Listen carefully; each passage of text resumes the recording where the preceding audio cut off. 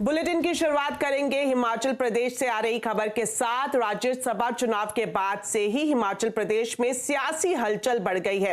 राज्यसभा चुनाव में 6 कांग्रेस विधायकों की क्रॉस वोटिंग के बाद सुक्खू सरकार पर संकट गहरा गया है। कांग्रेस के 6 और 3 निर्दलीय विधायकों ने बीजेपी उम्मीदवार के पक्ष में क्रॉस वोटिंग की थी। इसे लेकर नेता प्रतिपक्ष जयराम ठाकुर के नेतृत्व में बीजेपी विधायक आज सुबह गवर्नर शिव प्रताप शुक्ला से मिले। इसके बाद विधानसभा में स्पीकर ने जयराम ठाकुर समेत बीजेपी के 15 विधायकों को विधानसभा की कार्यवाही से निष्कासित कर दिया। सीएम सुक्खू ने विधानसभा में बजट पास करवा लिया। साथ ही दावा किया है कि कांग्रेस की सरकार अगले 5 साल पूरे करेगी। ना तो मैंने इससे किसी ने इस्तीफा मांगा, ना ही मैंने कोई पेशकश की। हम अपना बहुमत भी साबित करेंगे और निश्चित तौर पर कह सकता हूं, मैं संघर्ष की राजनीति से निकला हूं और आम परिवार से उठकर हमने राजनीति की है। ये जीत हमारी होगी और जो राजनीतिक दबाव लोग बनाते हैं उन षड्यंत्रों का भी हम आने वाले समय में पर्दाफाश करेंगे। हम लोग कांग्रेस पार्टी को मजबूती से मजबूत कर रहे हैं और निश्चित तौर पर 5 साल कांग्रेस पार्टी की सरकार चलेगी, इसमें कोई दो राय नहीं। इस बीच हिमाचल प्रदेश के पूर्व मुख्यमंत्री और नेता प्रतिपक्ष जयराम ठाकुर ने बड़ा दावा किया है। उन्होंने कहा है कि हिमाचल में कांग्रेस के पास बहुमत नहीं है, कांग्रेस की सरकार नहीं चलेगी। इतना जरूर कहना चाहूँ कि सरकार आज बचाने की कोशिश करें, लेकिन कल सरकार नहीं होगी। 1 दिन 2 दिन की बात कर रहे हैं, सरकार आने वाले समय में नहीं होगी कांग्रेस की। इस बात को उनको मानना चाहिए।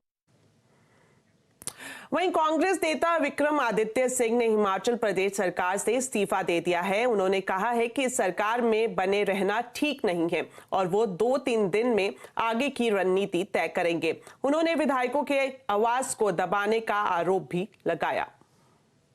मैं अपने पद से जो है वो अपना इस्तीफा मुख्यमंत्री जी को और राज्यपाल जी को जैसे भी जो भी प्रोसेस है उस तरीके से सौंप रहा हूँ और आने वाले समय में जो परिस्थिति होगी उसके हिसाब से जो है वो कार्यवाही आने वाले समय की उसको किया जाएगा। जो विधायकों के साथ कहीं ना कहीं अनदेखी हुई है, कहीं ना कहीं जो विधायकों की आवाज को दबाने की कोशिश की गई है, आज उसका परिणाम है कि हम इस कगार के ऊपर जो है वो खड़े हुए हैं।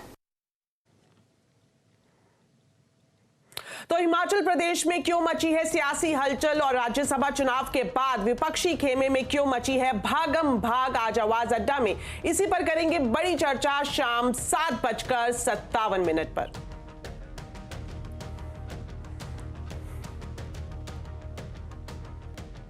चलिए अब बात करते हैं बाजार की। आज फरवरी एक्सपायरी से पहले बाजार में बिकवाली रही। निफ्टी सेंसेक्स 1% से ज्यादा फिसलकर बंद हुआ। वहीं सेंसेक्स 790, निफ्टी 247 अंक गिरा। आज सबसे ज्यादा गिरावट एनर्जी रियलिटी मेटल इंडेक्स में रही। वहीं ऑटो, फार्मा, आईटी शेयरों में भी दबाव देखने को मिला। तो चलिए मार्केट का पूरा हाल समझते हैं सुमित से। तो सुमित बताएं क्या रही मार्केट की हाईलाइट्स और कौन से सेक्टर्स और शेयर्स थे जिसमें सबसे ज्यादा एक्शन आज दिखाई दिया? देखिए आज वैसे तो आपको फ्रंटलाइन इंडेक्स में बहुत फॉल नहीं दिखेगा, लेकिन सीवियर फॉल था आज मिड कैप में स्मॉल कैप में। करीब 2% का dip mid cap small cap में आता हुआ दिखाई पड़ा। और कुछ जो गेनर रहे उसमें हिंदुस्तान यूनिलीवर 0.5% ऊपर, भारतीय एयरटेल फ्लैट, इन्फोसिस 0.5% ऊपर, टीसीएस करीब 0.5% के आसपास बढ़त में रहा। गिरने वालों में पीएसयूज, पावर ग्रिड करीब 4.5% नीचे, बजाज ऑटो 3.5% नीचे, अपोलो हॉस्पिटल 4% नीचे और आयशर मोटर करीब 3.5% के आसपास बिकवाली यहाँ पर आते हुए दिखाई पड़ी। इसके अलावा रेनबो मेडिकल करीब 11% ऊपर, एजिस लॉजिस्टिक्स 6.5% ऊपर, केईसी 4.5% ऊपर और वी गार्ड करीब 2.5% तेजी यहां पर रही। गिरने वाले शेयरों में एचएफसीएल 7% की बिकवाली, मोतीलाल ओसवाल 6.5% नीचे, पीएनसी इंफ्रा 6.5% नीचे, इन्फीबीम करीब 6.5% 7% के आसपास बिकवाली यहां पर देखने को मिली। और पीएसयूज में गिरने वालों में पंजाब एंड सिंध बैंक 1.5% नीचे, एसबीआई 1% नीचे, इंडियन बैंक 1.5% नीचे और साथ साथ आईओबी करीब 2% बिकवाली यहां पर आते हुए दिखाई पड़ी। पिछले 1 साल से बाजार के फेवरेट रहे पीएसयूज धीरे धीरे काफी फिसल चुके हैं। हर सेक्टर की सरकारी कंपनियों में गिरावट आई है। सरकारी कंपनियों में आखिरकार क्या कुछ चल रहा है, ये बताने के लिए हमारे साथ सुमित जुड़े हुए हैं। तो सुमित बताएं क्या वजह रही इस गिरावट की? तो देखिए पीएसयू वैसे तो डार्लिंग रहे हैं बाजार के और एक अच्छी तेजी यहाँ देखने को मिली भी है, लेकिन अगर पिछले एक साल में पीएसयू के नंबर्स के ऊपर नजर डाली जाए तो बहुत कुछ फेरबदल होता हुआ दिखाई पड़ा है। एक साल में शानदार तेजी आई है इस पूरे स्पेस में। IFCI का शेयर 300% चला, हालांकि ऊपरी स्तर में 40% टूट भी चुका। SJVN 30% चला, 200% चलने वाला 30% टूटा। आयरेडा IPO से पुणे 400% चल चुका है और करीब 30% ये भी वाइप आउट हो चुका। मॉइल 77% चला और 28% ये भी वाइप आउट हो चुका। इसी श्रृंखला में कुछ और ऐसे नाम हैं, NFL, RCF, NBCC, जो करीब 56 से 300% तक चले, 25% ये भी अपने हाई से टूट चुके हैं। RVNL 350% चला, 25% ये भी वाइप आउट हो चुका। EIL, NHPC, NLC 150% तक चले और करीब 25% ये वाइप आउट हो चुके हैं। तो ये तो स्थितियां हैं, ये कैसे तेजी आई और उस तेजी के बाद ये कैसे ऊपरी स्तरों से टूटे। लेकिन इनकी वैल्यूएशन समरी क्या बोलती है? SJVN जो अभी करीब 55 के मल्टीपल पर है, अपने पीक पर ये 78 के मल्टीपल तक गया था, जबकि पिछले साल ये महज 14 के मल्टीपल पर था। आयरेडा 40 के मल्टीपल पर अभी कामकाज कर रहा है। IPO आया था तब 8 के मल्टीपल पर था, अपने पीक पर इसने 56 का मल्टीपल भी दिखाया है। मॉइल जो कि 11 के मल्टीपल पर था, पिछले साल करीब 19 के मल्टीपल पे अभी है, इसने अपने पीक पर 26-27 का मल्टीपल भी देखा। RCF जो कि 19 के मल्टीपल पर था, 27 के मल्टीपल पर भी कामकाज कर रहा है, इसने अपने पीक पर 36 का मल्टीपल भी देखा है।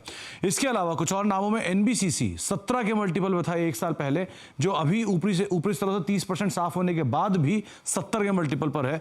RVNL 8 के मल्टीपल से सीधे 37 पे पहुंच गया, करीब आप इसको मानेंगे तो 4 गुना अभी भी ऊपर है और 50 का मल्टीपल भी एक बार दिखा चुका है।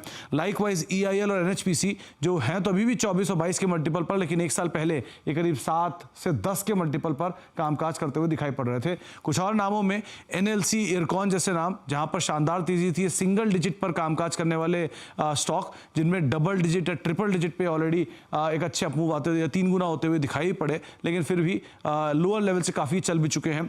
REC PFC हालांकि चलने के बावजूद अभी भी सस्ती कैटेगरी में आती है, लेकिन ऐसे कई सारे PSU हैं जो इतनी गिरावट ऊपरी स्तरों से देखने के बावजूद भी अभी थोड़े महंगे साइड पर हमको दिखाई पड़ रहे हैं।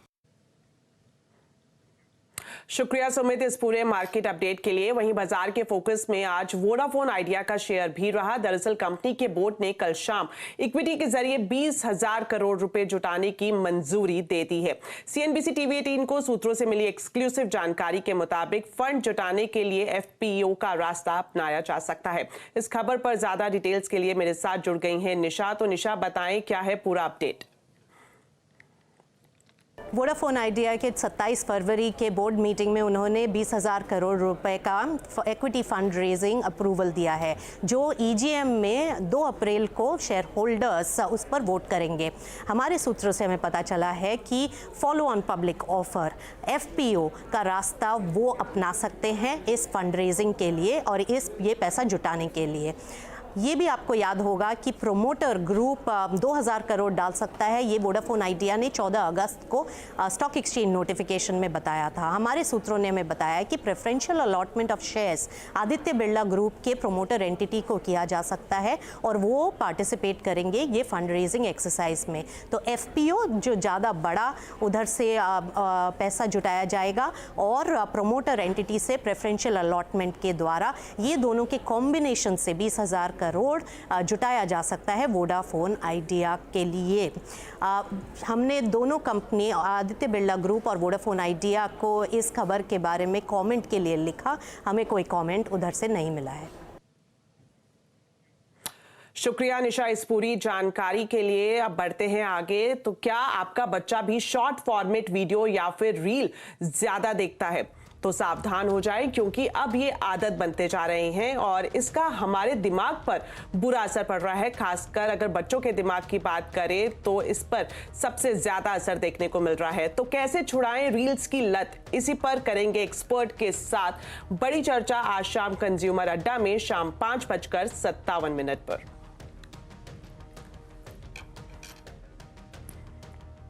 चलिए अब आपको लेकर चलते हैं सीधा अबू धाबी और दिखाते हैं CNBC आवाज की स्पेशल रिपोर्ट।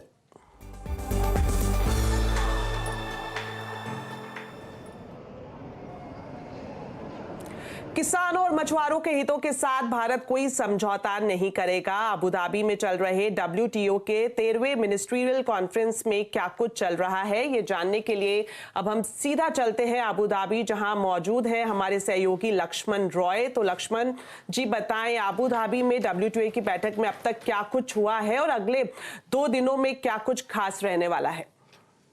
जी हाँ, विश्व व्यापार संगठन के सदस्य देशों के मंत्रियों की बैठक इस बार काफी महत्वपूर्ण है। एक तरफ दिल्ली में किसानों का आंदोलन चल रहा है तो दूसरी तरफ इस बैठक में चर्चा इस बात पर हो रही है कि क्या किसानों को सरकार की तरफ से आर्थिक मदद दी जाए या ना दी जाए, MSP का सपोर्ट दिया जाए ना दिया जाए। लेकिन भारत ने 2 टूक शब्दों में साफ कर दिया है कि किसानों को आर्थिक मदद देना हम जारी रखेंगे, किसानों के हित के साथ कोई समझौता नहीं किया जाएगा। एक और महत्वपूर्ण मुद्दा है, वो है फिशरी सेक्टर के लिए, जिसको प्रधानमंत्री मोदी बार बार बढ़ावा देना चाहते हैं। फिशरी सेक्टर को आर्थिक मदद देने पर एक तरह से अंकुश लगाने के पक्ष में विकसित देश, लेकिन भारत ने यहां भी 2 टूक शब्दों में कह दिया है कि मछुआरों के हितों के साथ कोई समझौता नहीं किया जाएगा।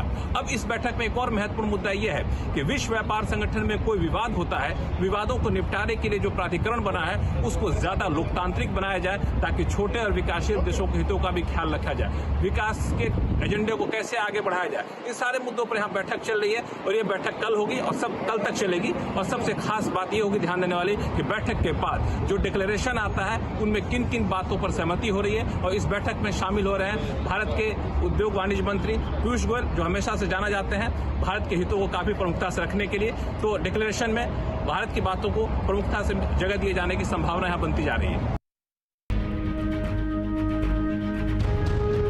मैं यहाँ आ पहुंचा हूँ अबू धाबी, जहाँ चल रही है WTO यानी विश्व व्यापार संगठन के सदस्य देशों के मंत्रियों की बैठक।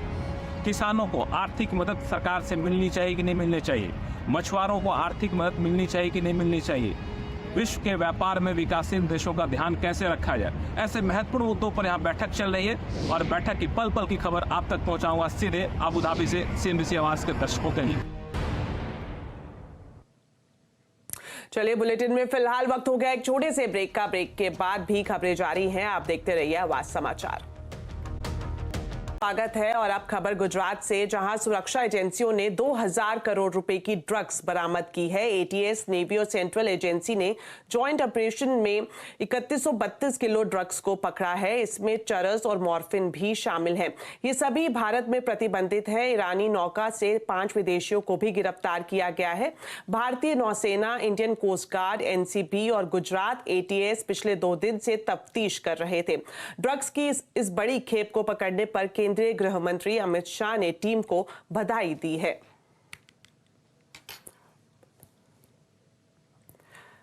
MSMEs के बकाया पेमेंट को लेकर बड़ी कंपनियों को इनकम टैक्स के नए कानून से जल्द राहत की उम्मीद नहीं है। सरकार अभी 45 दिन में पेमेंट के नियम को बढ़ाने या बदलने की जल्दबाजी में नहीं है। सरकार का मानना है कि इस मुद्दे पर बेवजह भ्रम फैलाया जा रहा है। पूरी खबर जानते हैं आलोक प्रियदर्शी से। तो आलोक, बताएं कि कंपनियों की क्या मांग है और सरकार का इस पर क्या पक्ष है? बिल्कुल, देखिए, जो MSME को पेमेंट को लेकर 45 दिनों का नियम है, उस पर कंपनियों को इनकम टैक्स के मोर्चे पर जल्द राहत मिलने की उम्मीद नहीं है। इसके लिए उन्हें लंबा इंतजार करना पड़ेगा। जो हमें वित्त मंत्रालय के सूत्रों ने बताया है उसके मुताबिक इसके पीछे 2 बड़ी वजह हैं। एक तो है कि MSME को पेमेंट जल्दी मिले, इसी की वजह से सरकार ने बजट 2023 में इनकम टैक्स में 43BH सेक्शन को इंट्रोड्यूस किया था, ताकि जो कंपनियां पेमेंट नहीं करेंगी वो इनकम टैक्स का फायदा, जो एग्जम्पशन होता है, वो फायदा नहीं ले पाएंगी। इसलिए ये MSME के हित में है। और इस पर कई राउंड की बैठक के दौरान, जब कोरोना में आर्थिक संकट से MSME गुजर रहा था, उस वक्त कई राउंड की बैठक के बाद ये फैसला लिया गया था कि इसको इनकम टैक्स से जोड़ा जाए। और दूसरी वजह यह है कि अभी इंटरिम बजट के पहले इस तरह की कोई भी मांग MSME या किसी कंपनी की तरफ से नहीं रखी गई थी कि इस 45 डेज के रूल को एक्सटेंड किया जाए या इसमें बदलाव किया जाए। एकाएक अब जब चुनाव आने को है, कई तरह के जो ऑर्गेनाइजेशन है वो सामने आ रहे हैं और मांग कर रहे हैं कि इसको 31 मार्च के आगे भी एक्सटेंड किया जाए।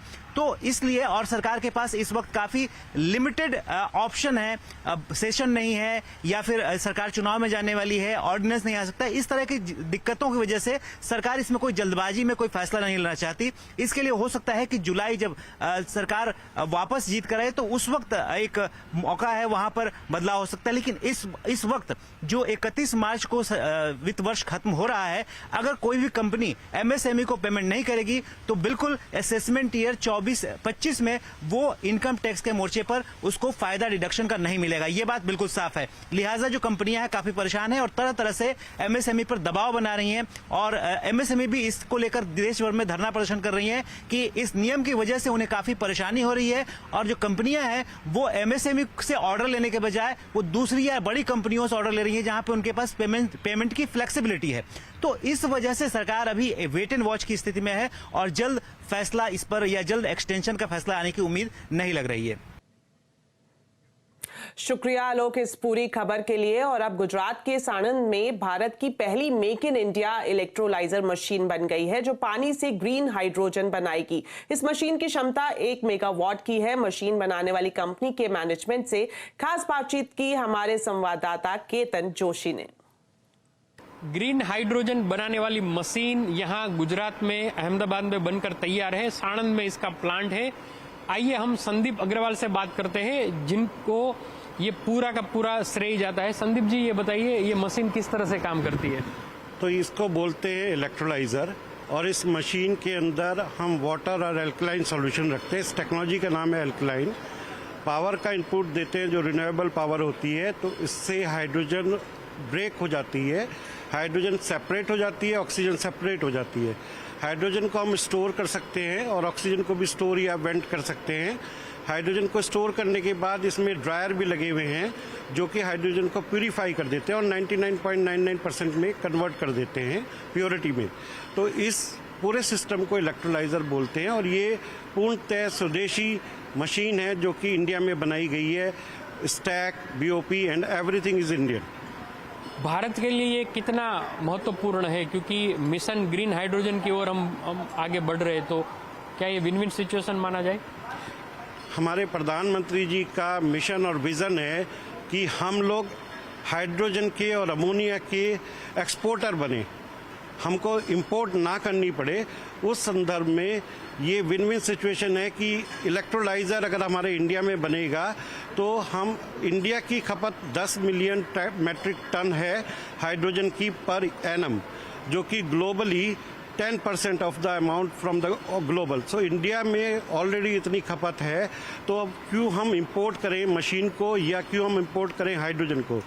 इसीलिए ये विन विन सिचुएशन है इंडिया के लिए कि अगर इलेक्ट्रोलाइजर इंडिया में बने, स्वदेशी टेक्नोलॉजी से बने, कॉस्ट भी चीप हो, तो production of the hydrogen will be also reduce. क्योंकि कॉस्ट रिड्यूस करने के लिए capex of machine and the renewable energy की पावर का जो कॉस्ट है वो कम होना चाहिए, तभी हाइड्रोजन की कॉस्ट कम होगी और हम अपने इंडोजीनियस खपत को उससे पूरा कर पाएंगे। कैंसर के मरीजों के लिए राहत की खबर है। कैंसर का इलाज अब सस्ता होने वाला है क्योंकि टाटा अस्पताल ने एक दवा का ट्रायल किया है और इसके नतीजे काफी पॉजिटिव रहे हैं। इससे दोबारा कैंसर नहीं होगा और कीमो रेडिएशन के साइड इफेक्ट भी घटेंगे। हालांकि अभी टाटा अस्पताल के डॉक्टरों ने ये चूहों पर शोध किया है। इसके लिए चूहों में मनुष्य के कैंसर सेल डाले गए जिसके बाद उनमें ट्यूमर बनना शुरू हुआ। इस टैबलेट को food safety and standard authority of India की मंजूरी का इंतजार है। मंजूरी मिलते ही जून जुलाई से ये दवा मार्केट में उपलब्ध होगी। आपको बता दें कि अमेरिका और चीन के बाद दुनिया में सबसे ज्यादा कैंसर के मरीज भारत में हैं। कैंसर के ट्रीटमेंट के बाद भी आधे मरीजों की मौत हो जाती है, वहीं कई मरीजों में दोबारा कैंसर फैल जाता है। ट्रीटमेंट महंगा होने की वजह से भी मरीजों को काफी परेशानी होती है, लेकिन अब ऐसा लगता है कि इस दवा की खोज से इलाज सस्ता हो पाएगा।